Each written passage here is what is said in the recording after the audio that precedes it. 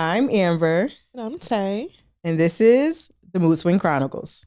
Welcome back to episode 3. I know last week we said we were going to have a guest. Life happens, so she'll be in later episodes, but I promise she will be here to tell her amazing story. So stay tuned for that. This episode is called Family Ties. We're talking about all things family, the good, the bad, the ugly, the indifferent, the chaotic, and how family has affected our mental health journey. So buckle up because we're gonna get into some stuff here for sure. So to get started, I just want us to kind of talk about what we remember our childhood being like. For me, has always been fun. You know, I always was very grateful and very excited that I had a big family, especially on my dad's side. I have multiple first cousins. And then I grew up on my mom's side with my first cousin, Janiyah. Like, we was raised as sisters.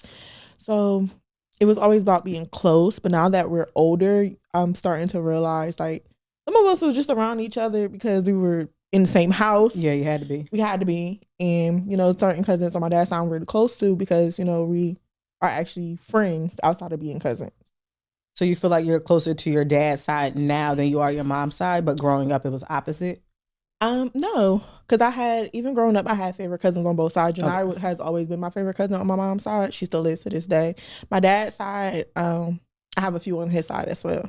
Okay. But as a whole, it was like I got to see all my cousins all the time. Right. And now that we're older, we don't really see each other, which I am working towards building those connections with soon. But what about you? Total opposite. Like, sorry, family, if you hear it. My dad was very in and out of my life. So I remember a point where he was there and I had that, I'm coming to pick you up, waiting on a porch, on a doorstep, waiting, he never comes. I had that reality growing up. And so on some weekends, me and my brother would go with our dad. We would see our cousin and our aunts and uncles and things like that. And some weekends when we were supposed to, I didn't want to go because I'm a mama's girl through and through. So my brother would be there and I'd be like, I don't want to go. Because I never really felt comfortable per se. Not to say that anybody made me uncomfortable. I just never fully felt like being around. I preferred being under my mom, even if she was at work, like just going with my mom places. That's just how it was. And my brother loved being with my dad.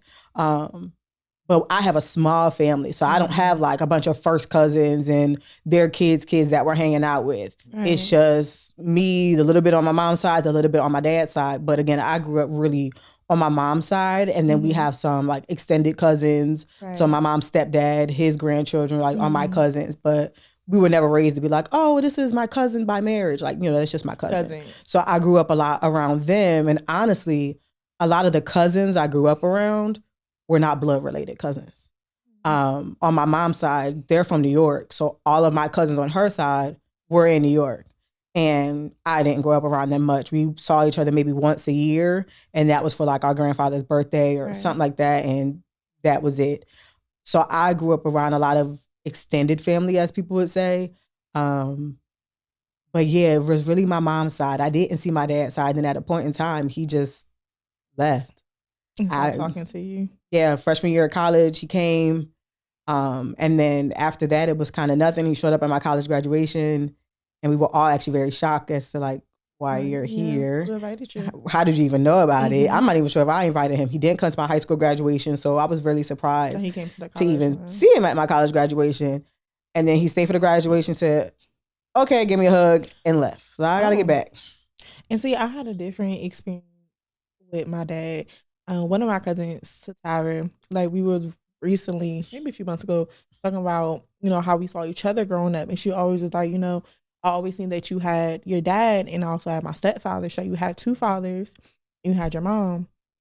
I was just like, I never seen it that way. I always just like, that's my family. I have two dads. I have a mom. But regardless, I remember some point in my life, my dad was in Florida, but he was always there. He was always a phone call away. Right. I can be, even now, and when he moved to North Carolina, I was like 9th grade year. He'll call me like talking to me like as if he's in North Carolina. Next thing I know, he outside my school picking me up. I'm like, well, I thought you was in North Carolina. He's like, no. So to me, I was already very blessed, and I was already very, grateful that I was able to experience having two dads that were active. But you say you was a mama girl. I was a mama girl growing up to a certain point. I think I was first a daddy's girl, then I turned into a mama's girl. Like your brother, my brother always wanted to be underneath my dad. As I became a teenager, I just wanted to stay home, be with my mom, or, be with my god sister, do girly things. Yeah, I haven't talked to my dad in probably, I've been down here 5.5 years now, a little over 5.5 years. I'm not even sure if my dad knows I live in North Carolina, right? Because I haven't talked to him in literally that long. Right.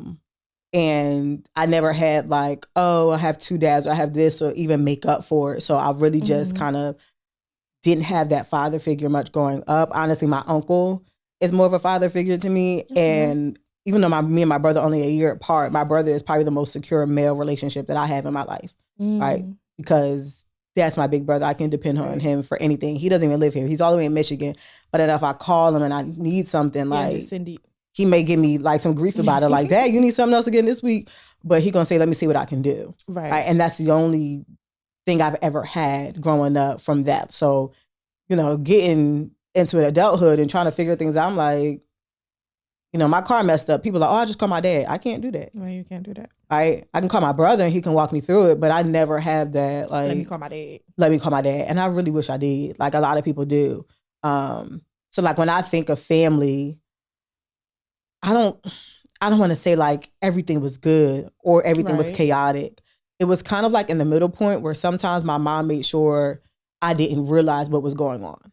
My mom was, as a single mom, was really, really good at making sure I didn't realize he wasn't there when I was younger. It didn't start to hit me until high school and then college when I'm like, okay, people have dads around and like mine isn't around. And that's when it really started affecting me. It's like as I was going towards college. So like, again, I don't want to say it's dysfunctional because it's really not dysfunctional. It just was like unbalanced. Like when I think of my family, like growing up, it just felt unbalanced. I don't know, like what do you feel like your family makes you feel? Like one word. I'm going to agree with unbalanced. I'm not going to say dysfunctional. I'm not going to say it. But because growing up, having, two sides, being able to go to my mom's side and my dad's side is very different. My dad's side was very, loud. On my mom's side, she has multiple siblings, but growing up only knew my uncle that she shared with, my nanny. Right. So he was always there. It was us, and I and my siblings later followed. But it would be things going on especially during holidays. Now looking, people are like, oh, you're not big on holidays. And I'm, as an adult, think back, like, why don't I really like holidays? Right. It was always something on a holiday. It would start out peaceful, and then it would turn very ugly, very fast. And as a child, you just sitting there like, okay, why are they doing this? But as an adult now, I see why all of that, have gone on in the past, and I'm older. So, especially my uncle, I'm really close to him. He's told me like, oh, this is why this happened. I'm like, oh, okay. So I'm balanced. Yeah. And I don't remember ever like a holiday starting and then like it ends in chaos. It just was always one sided, or I go with my dad half the day and then my mom, or vice versa. So it was always kind of more split. But I was the type, like, if I'm not with my mom, I'm ready to go back to my mom. You were calling your mom? I would, and I hated sleeping at people's house, like my god sister's house. Like, and there's people that I'm comfortable with, but like, I want to be home. One, I just love my bed. And I'm gonna say, like, I love to stay with my mom. Like, I'm going to sleep in my mom's bed.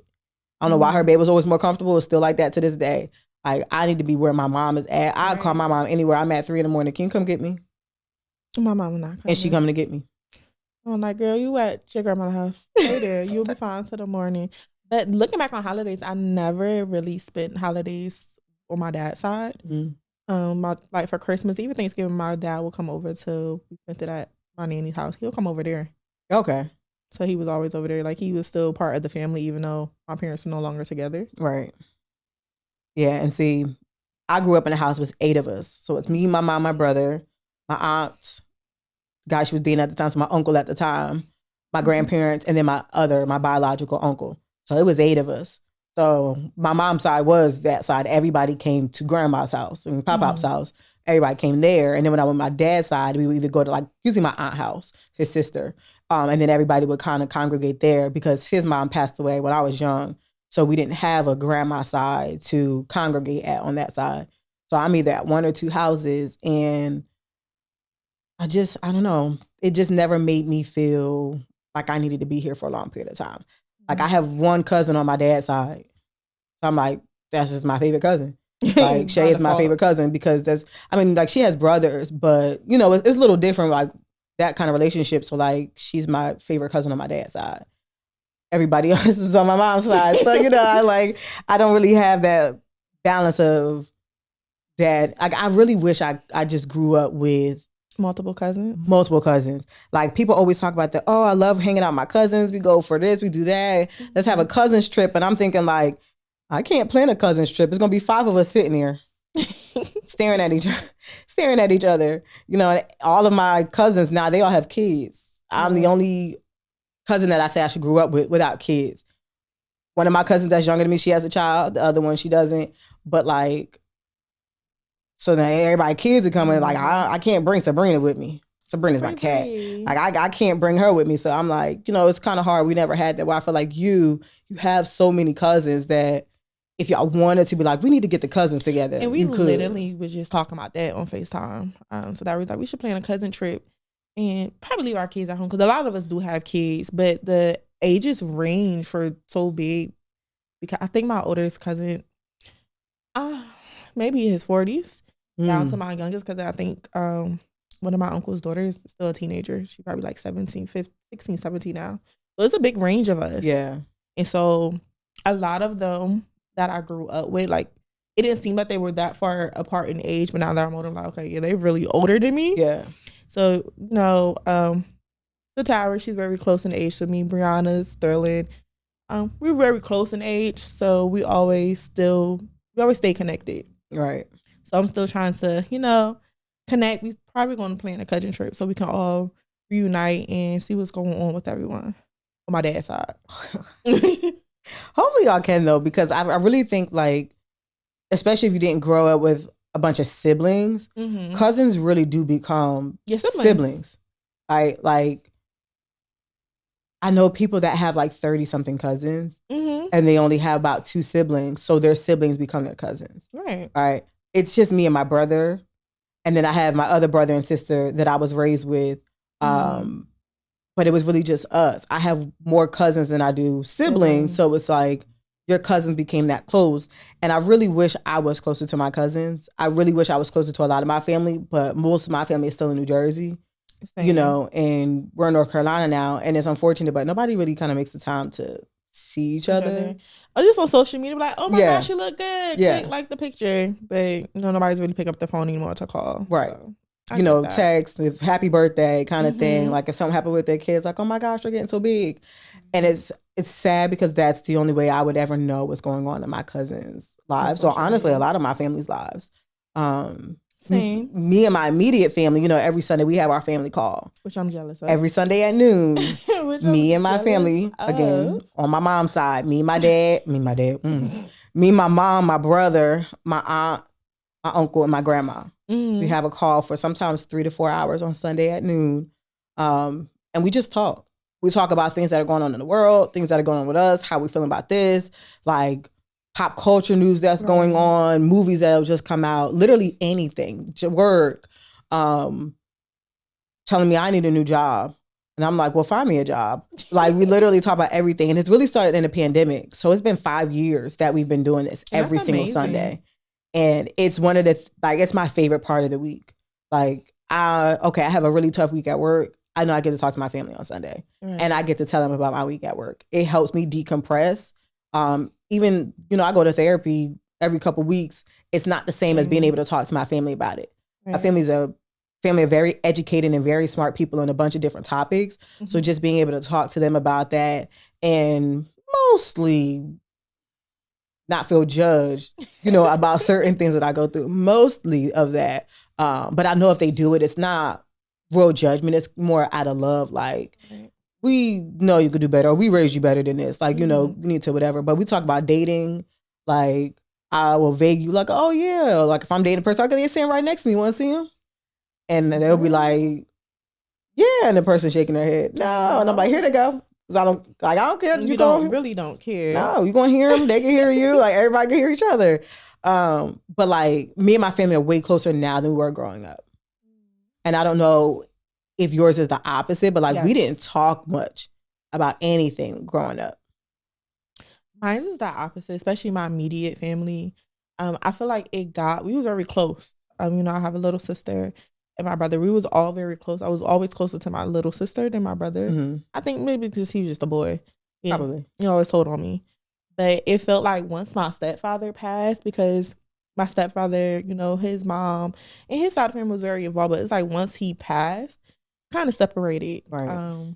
I don't really talk to my stepfather's mother anymore. I don't really talk to anybody on that side anymore since he passed. But yes, we just all separated. Like my sister's down here with me now. We're still close. Me and my brother don't really talk as much as we used to. We used to be on the phone all the time. Mm-hmm. We have FaceTime. Me and my mom, we're still close, but it's just like my nanny, we don't really have that relationship anymore. And I think that happened, especially when I became a teenager as a parent too. When I became a parent, we started separating and I moved down here and created space. Right. My uncle, we FaceTime here and there. Like he always remember our birthday. Will call me, text me something major going on. My cousin, she's in Virginia now, but we still text. You know, we see each other on social media. If we really need each other, you know, we can pick up the phone. Right. So it's really weird, and I'm kind of just now being okay with it, not being as close to my family anymore. Mm-hmm. Yeah, and again, totally different. My dad's side, again, besides my cousin on social media, I don't speak to anybody from my dad's side. And that's very rare that I even talk to my cousin, unfortunately. But again, like she'll post something, I'll say something. Right. And I'll talk to my siblings that I have from my dad's side.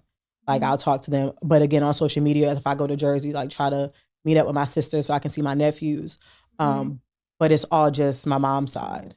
And that, again, that Sunday call, I cannot tell you the last time I've talked to, unfortunately, like other people and like her other siblings on her dad's side. But like you said, as you get older, you create your own life. Like everybody gets busy. You all spread out and you kind of just like lose track of each other. Right. And for my dad's side, I always took pride in that too, having a bunch of aunts and uncles. I don't really talk to any of my aunts and uncles on my dad's side. I select cousins, like I did mention, just a few of them. You know, we text, we FaceTime a lot. And I reached out to two of my cousins actually because I'm going back to Jersey to go visit. And I reached out to them like, hey, can we catch up? You know, it's been so long. Let's catch up. I want to reconnect. Two of them that they both said yes. You know, when you come, we can reconnect, catch up definitely. So I'm trying to get back close with my dad's side, but it's just a lot, you know, that you endure as a child. You get older, you realize you don't gotta deal with none of that. No. And especially now that I have kids, I don't want my children to go through anything I went through. Right. Breaking that generational cycle. Yes, but at the same time, it kind of sucks because my oldest is big on family because he was like the first baby. He was my parents, of course, first grandson. So he was around. He got to see all my cousins, most of my cousins from my dad's side. He got to, you know, be around everybody.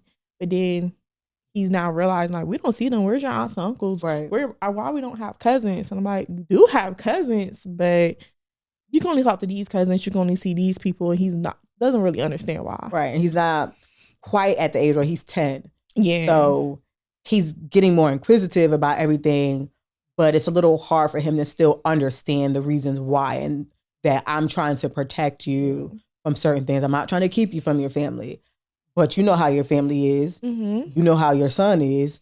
And it's just some things that you don't want coming off on your kids. Exactly. Because you know, I play about a lot of things, but I don't play about my babies at all. Yeah. And my oldest, he's very sensitive to a lot of things. And, you know, somebody got one time say something to him and I'm going to go off and they're going to look at me like, well, why are you doing that? You never did that before because y'all haven't seen me grown. The last time y'all remember me, a child, a teenager.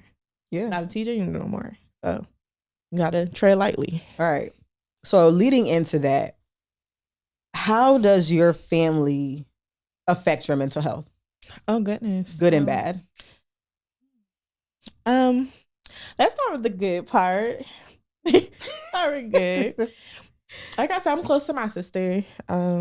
So sometimes if I'm ever having a really bad day, if I don't talk to you, I don't talk to my parents, I'm talking to my sister. I'm able to vent to her. I don't have to sugarcoat anything. Right. Then when I found out I was pregnant with my oldest, she was the first person that knew. I told her. When I thought I was pregnant, I told her. She knew.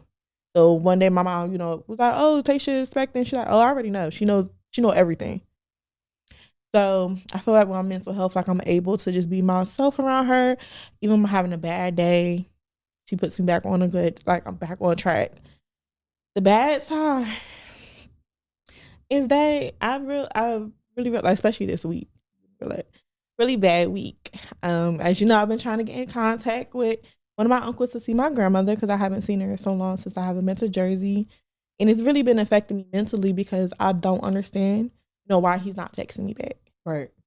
And it could be that I didn't respond to a text message from 5 years ago.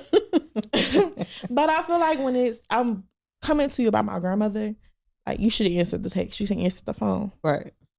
So that's been affecting me a little bit. And also certain things I've seen growing up and I also experienced. I had to heal from a lot of it. How to, find myself outside of my family or what they said about me or what they thought about me. Right. What about you?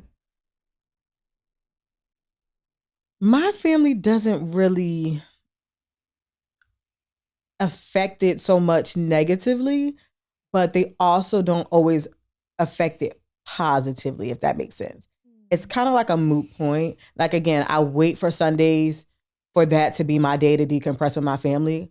But then it's sometimes like I think I can tell my family something and they're not on my side. And I'm like, click. And I'll hang up for a second. That's crazy. You would hang up for that. But I still remember, I'm a sidetrack.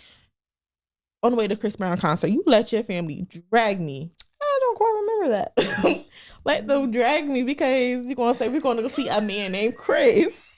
We were going to see a man named Chris. Was that not why we were going to Atlanta? When I say your family, they all just yelling at me. To the point, I'm texting your mom. Like, Miss Io, she is lying. And you just sat there laughing.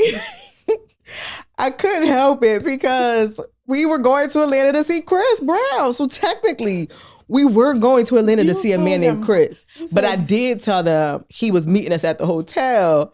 And they, like, my family don't play about any of us. So they're like, why would you give him the hotel? Who is he? Amber, you ain't tell me nothing about this. And I'm like, Mom, I did tell you, like, we're going to meet Tayshia's friend Chris. And I was really talking about her friend Chrissy, which is a girl. But of course, I just had to. Like, it just felt like a good moment. For who? For me. To do, it's my world. It's a good moment for me. I just felt like it was a good moment. And Tayshia texted my mom like she's lying because I was going to keep it going. And then I was going to say, okay, bye, y'all. We got to go. And I was just going to hang up. And it was just going to have to be what it was. My mom got my location. She'll see if something happen. I was just saying, they're like, oh my God, it's just all yelling. I've been yelling. 5 people. But 5 people yelling at a phone was crazy. And I couldn't hang up because it's your phone. My phone. I'm like, oh my God, like, they really going to offer me think I'll have her around random men. Whole time it's Christiana. Tayshia will not let me live that down. No. Every time she like, remember when you had your family yelling at me?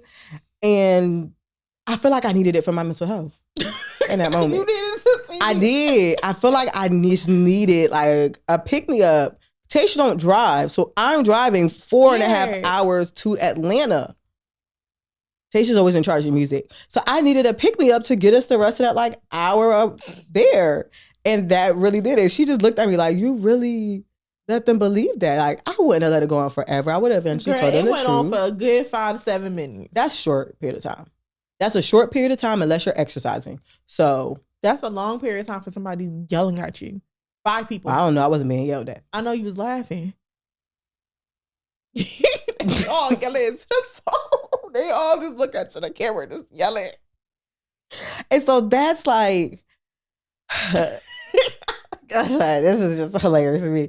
That's one way that my family picks out my mood, though.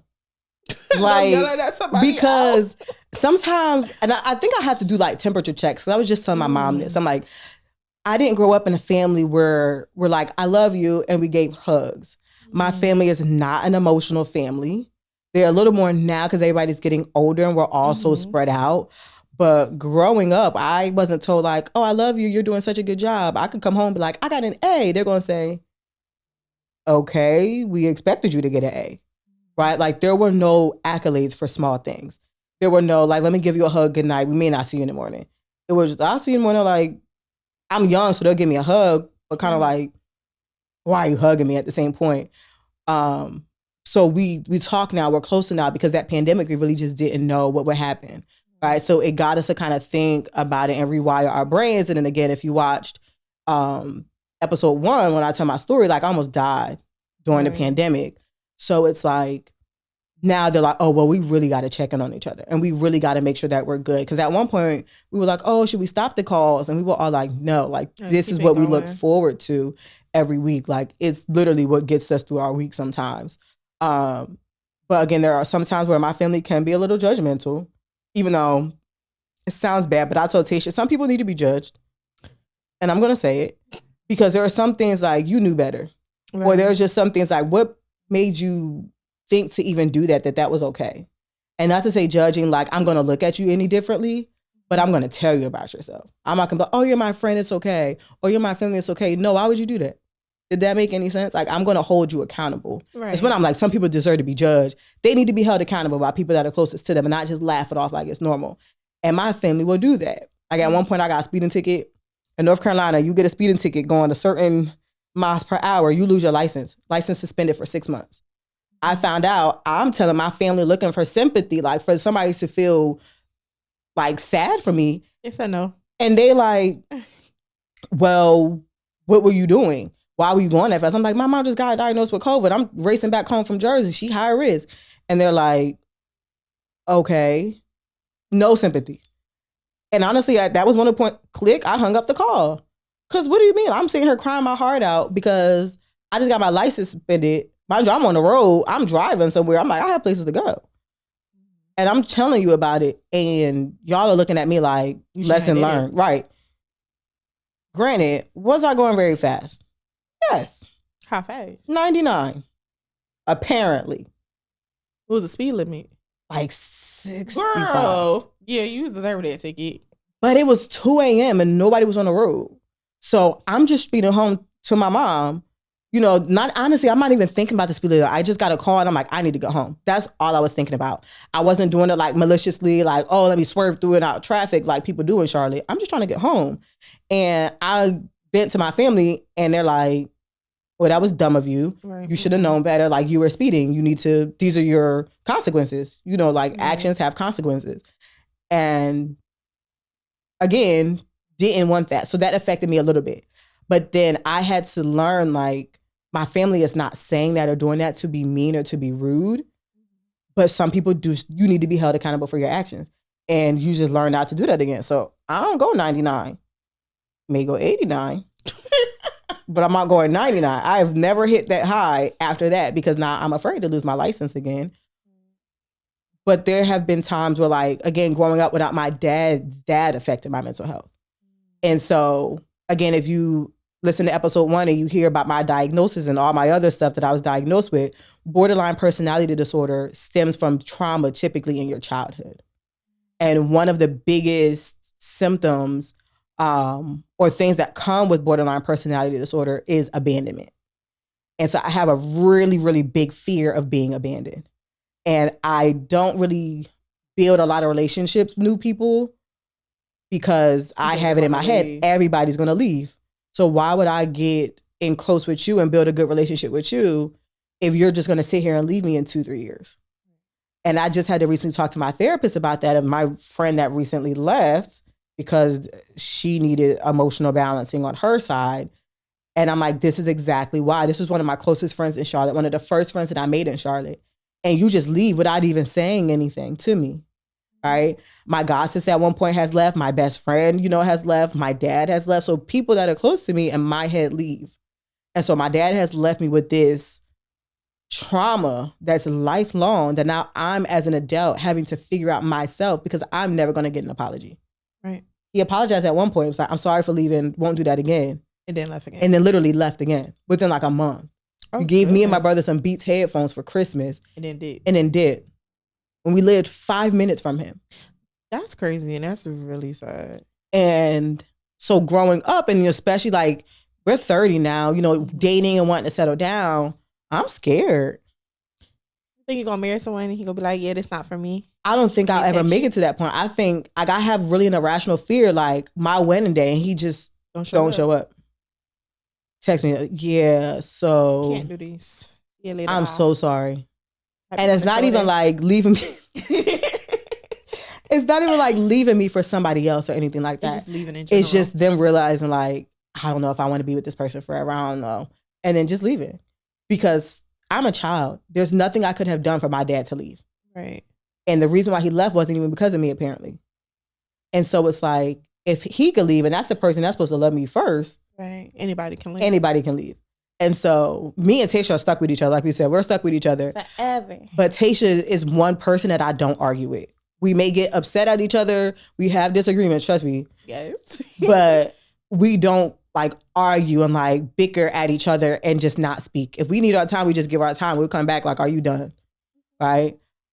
But there are some people that I just can't get that close to because I'm just like, I just don't know what you're going to do. Right. And I'm trying to break that because it's not healthy, because then I can't. Another form with the borderline personality disorder, it's hard building relationships and keeping relationships because of certain things that come along with it and the emotions that come along with it. So with borderline personality disorder and bipolar disorder, my emotions are very, very strong. And it's very hard sometimes to contain them. And I'm going to talk in the next episode about one really, really bad moment that I just had recently. But as it pertains to relationships, it's hard for me. And I just haven't figured out a way to regulate those emotions when I do get triggered. And that's something that I'm learning. So my family growing up has affected my mood and my mental health now. Not so much now they're affecting it, but I'm realizing I have a lot of childhood trauma. Yes. And honestly, I didn't realize I did because I hear other people's, you hear stuff people go through as a child. You're like, oh, my childhood was great.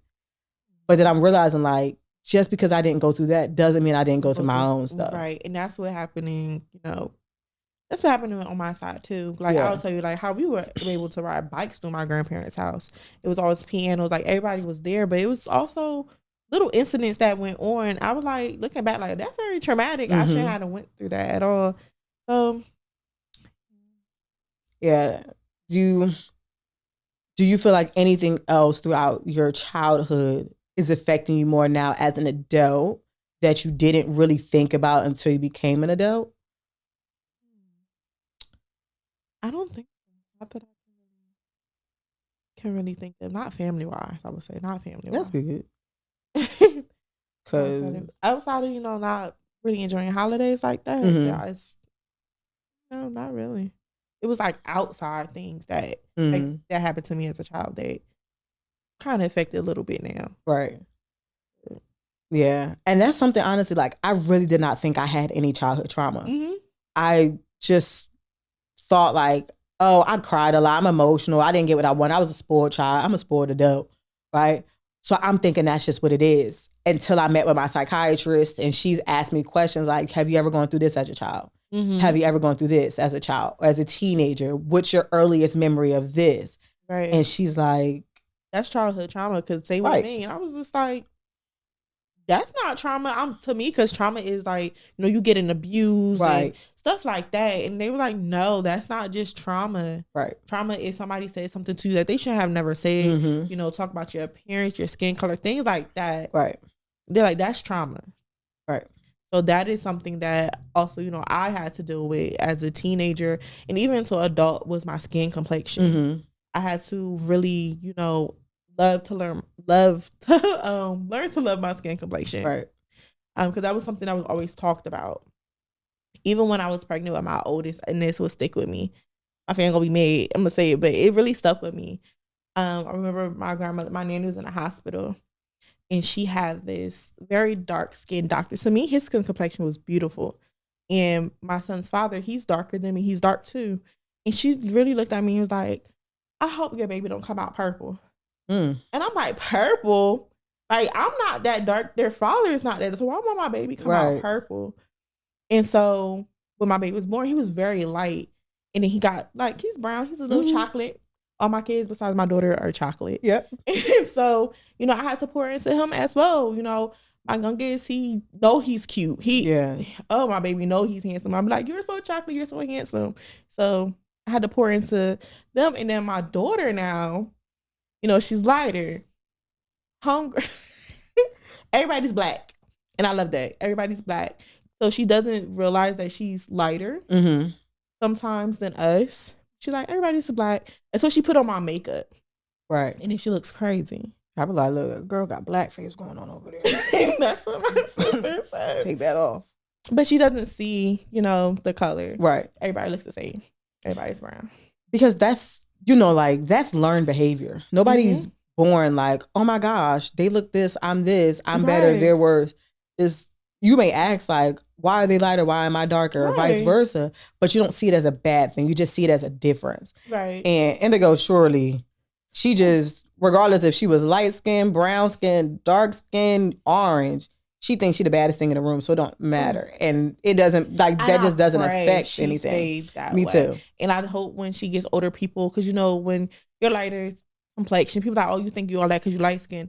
No, she's gonna think she's all of that because she is all of that, and that's how we have treated her always. Right. But you know, she's that girl. That it is, and will forever be. And I'm glad, because that's another thing. Like, and again, my mom is my favorite person in the world. Anybody that knows me knows I'm very close to my mom. But there were certain things when I was growing up, like body image wise, that me and my mom had to have a conversation later, and I had to tell her, like, that affected me. You know, I'm at prom, we're taking pictures, she like, suck your stomach in. That was just always something, especially like in the black churches and they were like, suck your stomach in, you know, put your shoulders high, slims you down. And I had to just tell her, like, you know, that affected my mental health, because now I'm thinking I'm super fat in high school, and I'm looking back like, I wish I had that body back now. And she had to apologize. She's like, I'm so sorry. She said, I just never wanted you to experience what I experienced. So I'm thinking that by saying this, I'm saving you from hearing it, right, or going through what she went through. And she whole time is hurting you, right? But she didn't do it again maliciously. Like, my family has never really done or said anything to me, besides my dad, in a malicious intent to purposely hurt my feelings. Right? They all do it because they think that it's helping me in some way. And then you have to be honest, right? So like, I had to not necessarily set a boundary with my mom, but like say, that hurt me, especially doing it in public, and just letting her know, because I was scared to speak up as a child. So it took years. I'm 20 something, letting her know, like, you used to say this, and I would go and I would cry.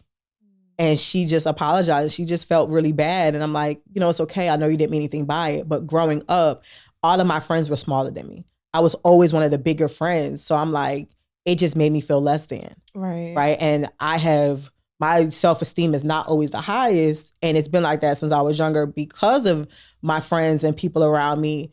And so when my mom is saying that, I was reinforcing it.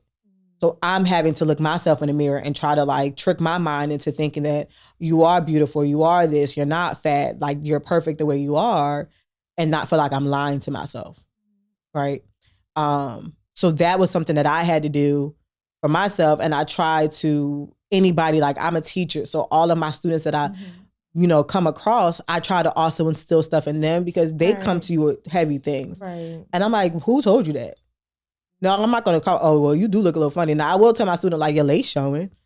I'm going to say that, yeah, because I'm not going to have you walk around looking crazy. Right. But I would never tell my student, like, I mean, you do look a little, it's like, maybe you could lose a weight here. I would never do that because you don't know what they're going through. That could be their 13th reason. Literally. And I would never want somebody to feel how I felt. Exactly. Right? Weight's always a struggle, especially for women. Whether you're trying to gain weight or lose weight, it's always been a struggle for us, right? Especially as Black women. And so I had to put that in place. Like, I don't let people talk about my weight. I don't really talk about my weight or my size or certain things to people because I just don't know what I want you to say back. Did you have to set any boundaries as an adult, which I know you said you set some like with your kids, but are there other boundaries that you set with your family to make sure that they don't trigger anything or ruin your mental health?